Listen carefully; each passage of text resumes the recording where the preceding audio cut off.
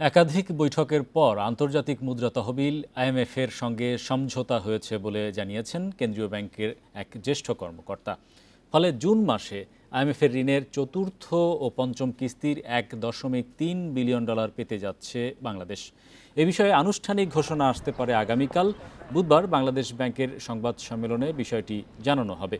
কেন্দ্রীয় ব্যাংকের গভর্নর সংযুক্ত আরব আমিরাতের দুবাই থেকে ভার্চুয়ালি এতে যুক্ত হবেন।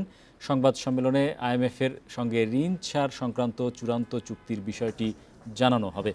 ডলারের বিনিময় হার বাজার ভিত্তিক করার বিষয়ে মতবিরোধ থাকায় এতদিন ঋণের কিস্তি আটকে ছিল। অবশেষে দীর্ঘদিনের মতপার্থক্যের পর আইএমএফ বাংলাদেশকে ঋণ দিতে সম্মত হয়েছে। কয়েক দফা এখানে এসে বাংলাদেশ ব্যাংক, তারপর অর্থ মন্ত্রণালয়, এনবিআর সহ বিভিন্ন স্টেকের সাথে তারা কথা বলেছে এবং তাদের যে সকল শর্ত ছিল সেগুলো আবার তাদের কাছে খোলাসা করেছে।